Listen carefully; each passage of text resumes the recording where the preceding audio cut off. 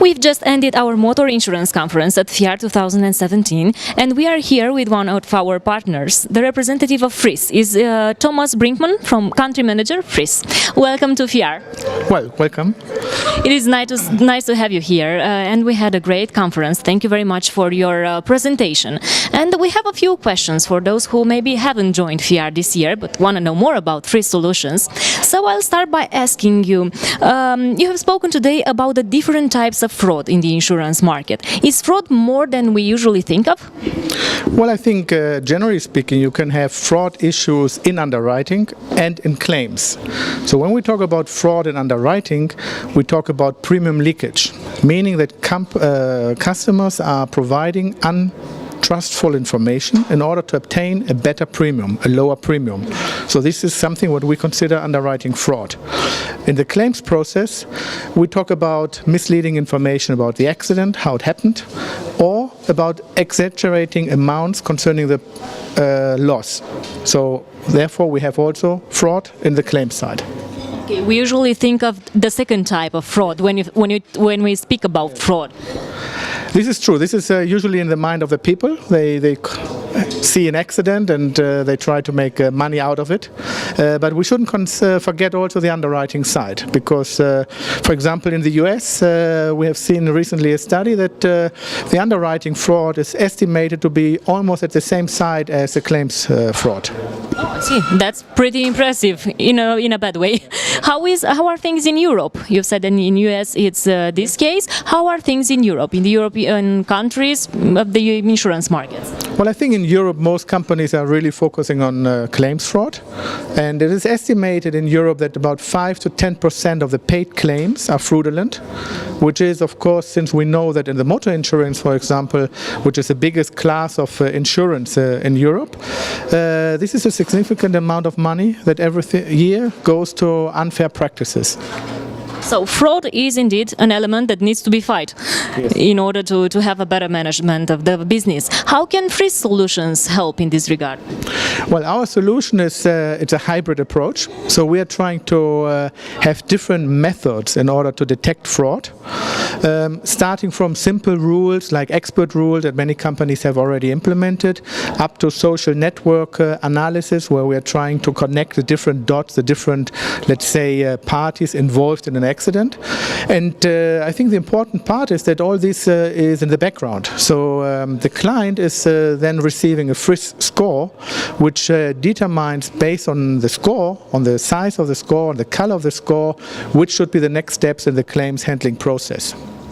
I see. So the client knows about this score, or just the company? No, the client will have full transparency, which I think is a huge advantage. So we give the score, but we give also the clear transparency why the score had been built up. So this means then an investigator has all the information and he can focus in his investigation also on the issues that we have automatically detected during the claims process. So your evaluations also discourage fraud and discourage the people to try to go with the fraud intentions to another company? Well, this is a good point. Actually, companies who are fighting fraud successfully, they should announce it also in the press that they have this kind of systems, because a fraudster is usually choosing the company where they believe it's the easiest target. So I think it's not only to do good fraud fighting, but also to talk about it.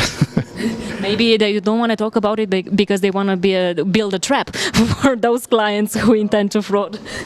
No, I think it shows it works. So we shouldn't be shy on this. So if a company has a good system in place, it should be also announced, and they should be proud of it.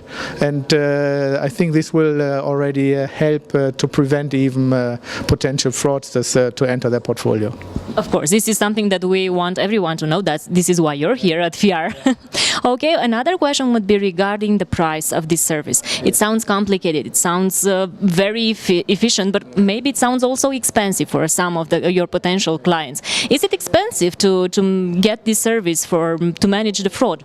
Well, I think you have to see the price always in comparison to the benefits. So since we see that a lot of companies are struggling with their manual processes, there's a huge potential of having an automated solution and having a lot more and better results in fraud fighting.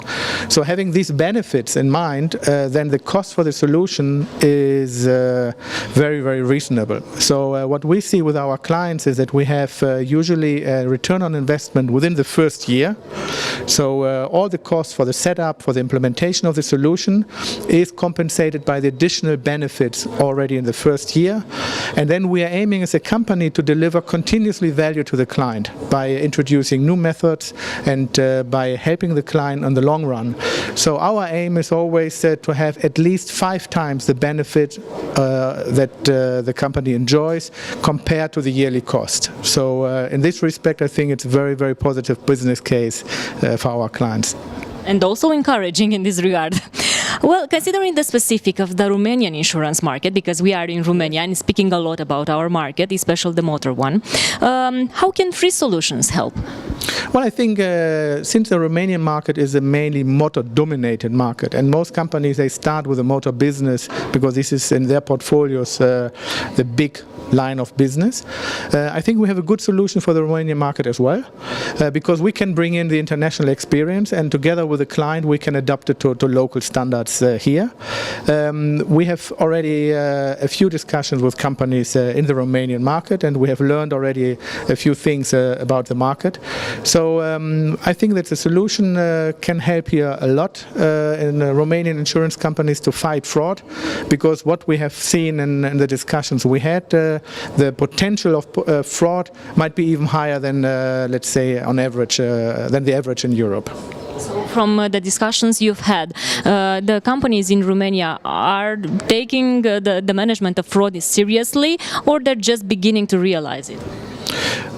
No, I think it starts that they realize it, because especially also under the current market situation where there's a lot of pressure on the premiums, or even a ceiling on the MTPL premium, it is very important to look at these other factors as well in order to have a positive result for the company. So in a way it helps us that there's a lot of cost pressure currently, and usually fraud fighting had not been budgeted in this company. So it is a kind of extra benefit that they could enjoy if they start a project in fraud fighting, which will help them also to achieve their budgets.